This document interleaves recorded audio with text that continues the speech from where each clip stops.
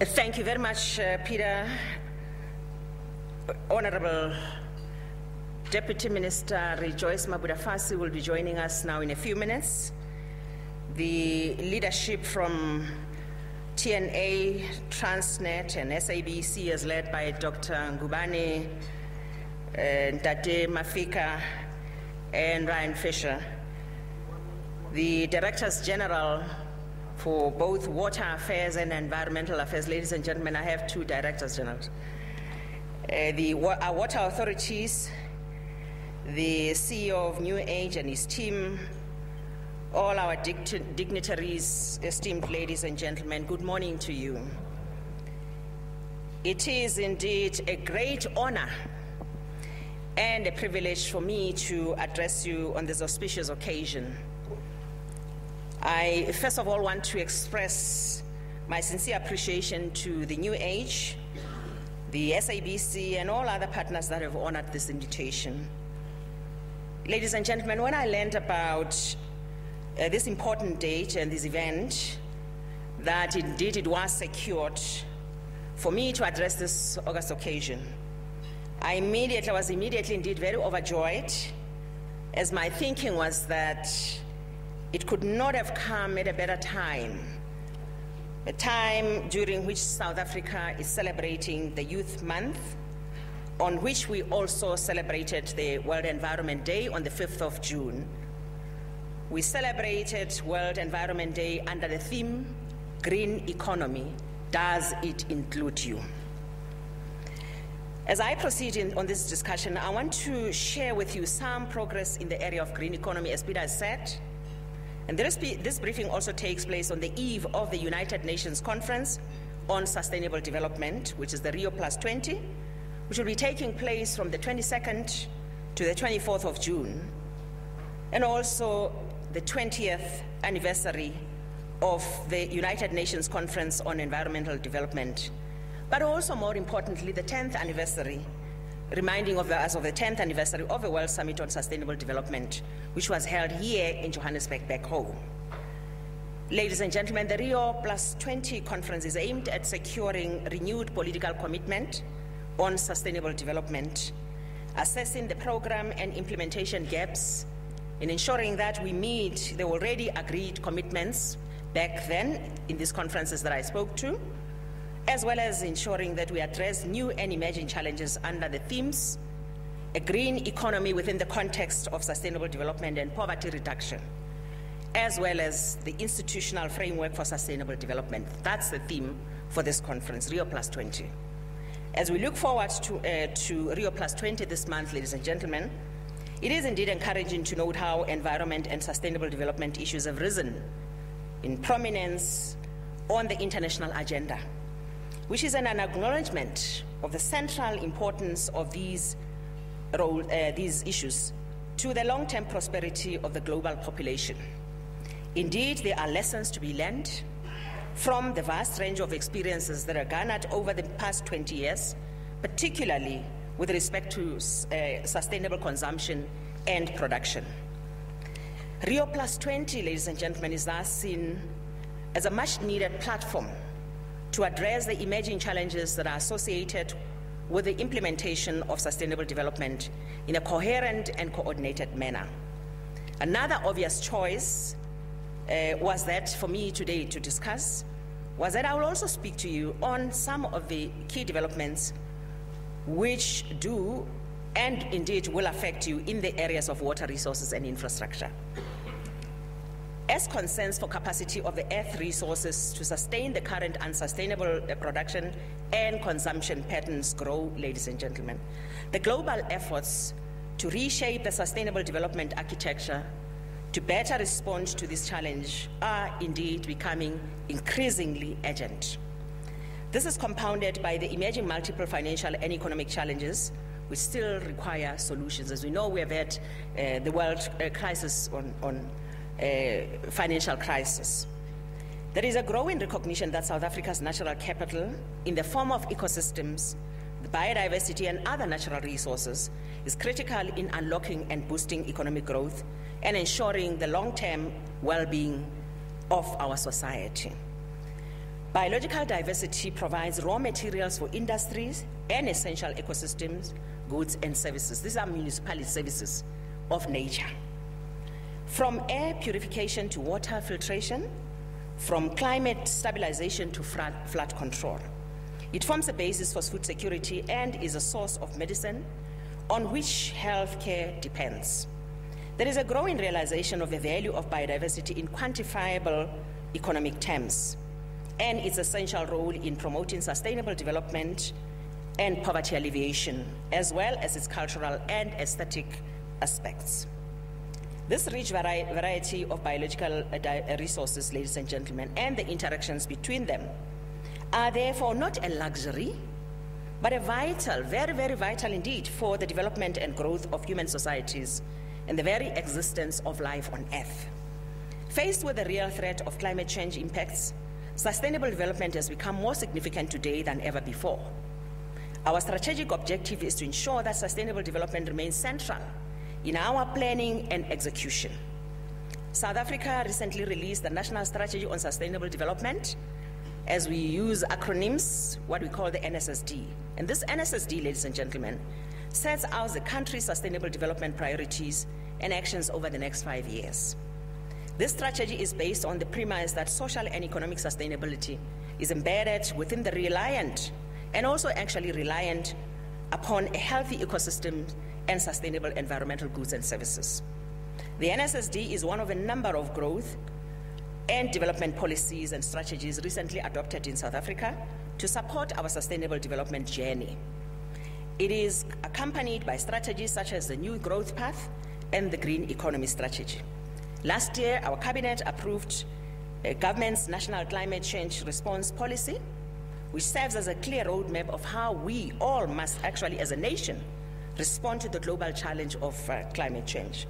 Our approach to mitigating the impacts of climate change balances the country's contribution as a responsible global citizen to the international efforts to curb global emissions with the economic and social opportunities presented by the transition to a lower carbon economy, as well as with the requirements that our country successfully tackles the development challenges we face. This policy, ladies and gentlemen, also aims to promote investment in human and productive resources that will grow the green economy. Beyond policy and strategy, other instruments for implementation facilitated by our department to foster partnership with the private sector and other parties include the voluntary carbon disclosure, which we are glad actually to mention that we are in partnership with some 200 or over 200 companies that are listed at Johannesburg Stock Exchange in this program. So South Africans are participating in business. We are also in partnership with the Water Disclosure Project, and the top 100 JSE listed companies are participating in this as well. We further developed an eco-endorsement, eco-labeling program, which is aimed at ensuring transparency and information dissemination on sustainable products and services are actually attained. That information is attained and given.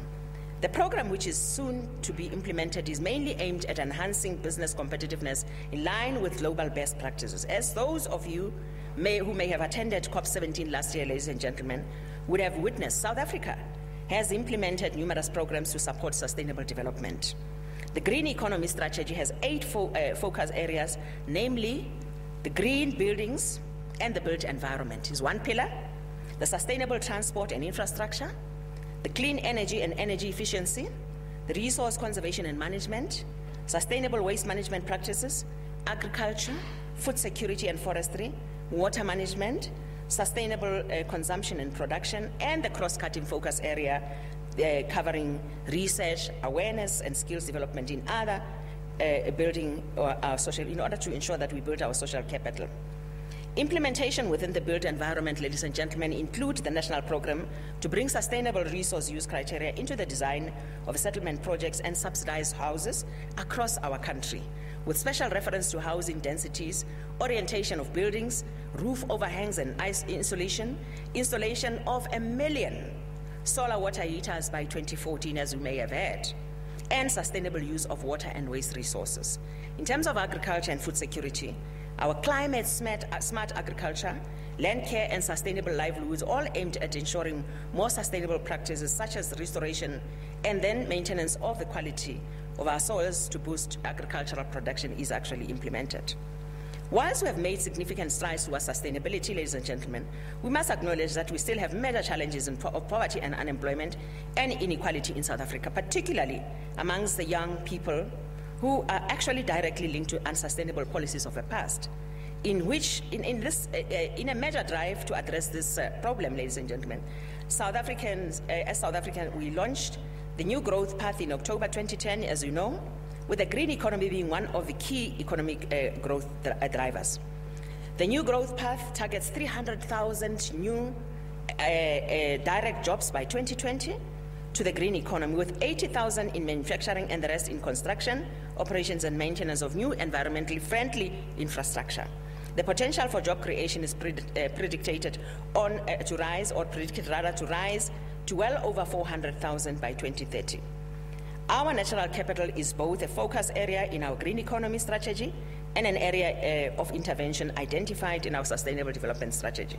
Ladies and gentlemen, South Africa is a mineral-rich and mining industry, and for a long time, this has served as a cornerstone of our economy. It will remain a significant contributor to our economy and currently contributes approximately 7.7% of our GDP. It is therefore imperative that this important sector be treated as key in our greening of the economy. Not only do we need to restore significant legacy of the environment degradation, which was caused by the past policies and practice, but also we need to ensure that the current and future mining activities takes place in such a way that we do not leave the same undesirable legacy for the next generation. We are therefore working very closely with the relevant government departments to ensure that mining methods are less destructive and that appropriate mitigation and rehabilitation measures are in place and finally provided for. Our Minister for Mineral Resources would also, I'm sure if she hasn't done so, yes, she would be doing so. She might have done so yesterday, I may have missed it, but would be announcing the no-go areas based on ecological sensitivity, and we will also publish our jointly developed mining and biodiversity guidelines. Not only are we a rich mineral South Africa country, but South Africa is also renowned for its rich array of biodiversity, large protected World Heritage sites of pristine natural diversity and beauty. We acknowledge that South Africa clearly benefits significantly from its rich biodiversity, which serves as a tourism attraction and other related industries. Moreover, ladies and gentlemen, the ecosystem services that are derived from biodiversity are considered alongside its potential to yield economic benefits, contributing towards improving livelihoods and creating employment. The South African National Biodiversity Institution, which is in the department called SANBI, in our acronyms of South Africa, has actually calculated that our ecological goods and services are valued at the tune of 63 billion rand, which translates to approximately $8 billion US. However, like most other countries, ladies and gentlemen, we too face challenges in conserving and ensuring sustainable utilization of our natural resources. Some 34% of all terrestrial ecosystems are threatened, whilst 82% of freshwater ecosystems are threatened as well, largely due to human activities and climate change. Programs that are aimed at protecting and restoring the integrity of our biodiversity, such as the Alien Invasive Species Clearing Program, have proved to be very successful, which we are using in this regard, generating a large number of work opportunities, restoring vital ecological processes, whilst contributing towards the transition to a green economy. We are aware, ladies and gentlemen, that unblocking the substantial economic benefits of biodiversity requires a sizable cohort of skilled South Africans, and the skills required to realize the job potential in the sector are scarce, and students with relevant qualifications are often unable to bridge the gap between education and employment requirements. The incubation methods, therefore, which we will utilize in this sector for the very first time in South Africa, is a unique way to tackle its bridging the gap. Through the South African SANBI, we will place some 800 unemployed school leavers and graduates, mostly from rural areas, in biodiversity jobs for an incubation period of 2.5 years. In this way, we will ensure that participants are mentored and receive relevant skills and experience to gain employability and access to permanent jobs in biodiversity and ecosystem management services. This initiative, ladies and gentlemen, has been made possible by the substantial financial commitment by our government to the Jobs Fund, and an initiative which is really to incentivize ventures that would create jobs in, amongst others, the green economy.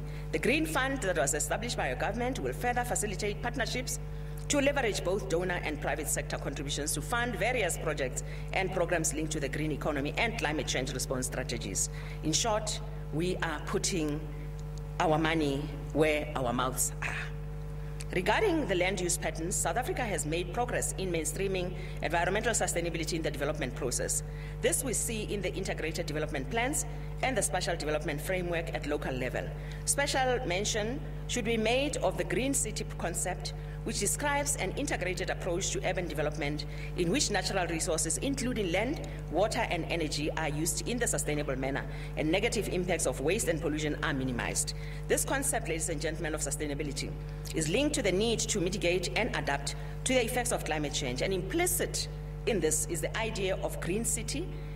The importance of the green spaces such as parks will also be dealt with. Now is the time for action, we believe, ladies and gentlemen. It's time to implement a resource-efficient, low-carbon, and pro-employment growth path. Government, the private sector, and civil society need to be jointly and actively involved as partners in this process. The conservation and wise use of our natural capital, which is valued, is actually key to ensuring a sustainable future. With regards to water, ladies and gentlemen, the economic growth, business continuity, food and energy security, and drinking water supplies are all under current and increasing pressures. Climate change causes complexity in water resources management due to the unpredictability of weather patterns. The economic and political challenges that this presents are very real. The finite limits to freshwater availability, we must, given this, we must actually always be very innovative in our water resource management so that we deliver the much needed water to sustain growth for humanity and for the environment. Ladies and gentlemen, we all know that when power goes down, that's energy, the country grinds to a halt. Power stations require water at the highest assurance of supply. It goes without saying, therefore, that energy conservation and water conservation are axiomatic activities during very similar behavior, requiring very, very similar behavior, and that each one of them is very important to another. These programs need to work together to learn more from the other and to plan collectively on the basis of expected outcomes. We call them, with my colleague, twin sisters. Not twin brothers this time. We have not failed the country in this regard, but in providing this resource. But it must also be understood that reserving sufficient water to ensure that power stations can be supplied without fail through the worst of droughts has an impact on availability to other users of water. The department has prioritized a pipeline in the Crocodile West River as part of the programs that we are implementing to supply the new Lepalale power station. And in keeping with the water management principles, we have also set stringent requirements on the power generating sector as compared to the past. You know, in the past we used to have a power station, all water go in there, agriculture, all water go in there, without really creating a balance between the various needs of water in various sectors. With regards to agriculture, ladies and gentlemen, we would like to broaden the agricultural based as it is pronounced in the growth path and in all our policy documents. It is also necessary to bring about equity in the use of water. For agriculture to effectively drive green growth resilience, the focus should therefore be on support of agrarian societies in implementing and using alternative inputs that are less vulnerable to fluctuating oil prices, for instance, alternative mechanization options, water harvesting and irrigation technologies, and strengthen financial flows and investment in this sector.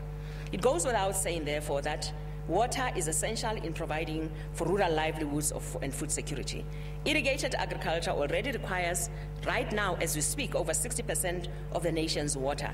And it can, in some situations, be argued indeed that the return on investment would be higher if this water were allocated for use by cities, industry, and mine.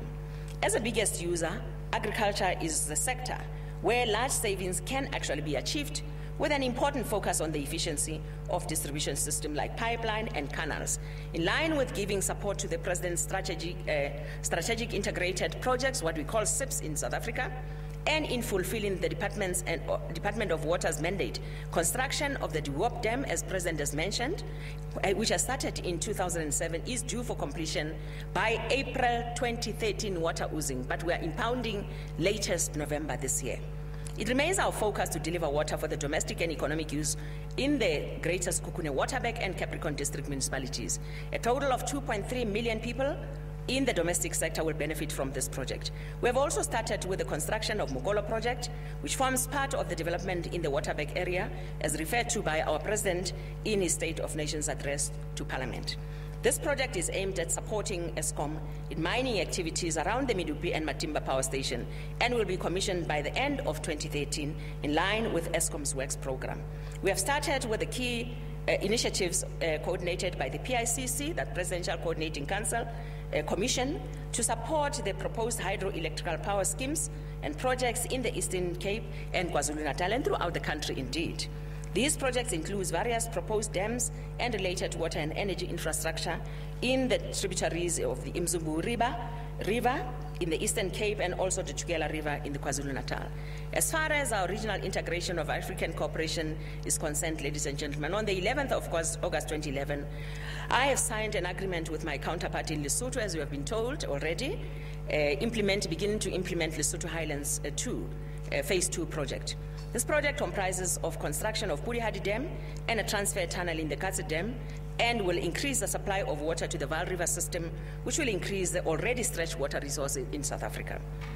One of the highlights, ladies and gentlemen, for this financial year will be the completion of the Dwars-Akonuk steel pipe for the provision of water supply to all rural communities in the total, with a total estimated population of 264,000 thereabout in the Bushbuckridge local municipality by December 2012.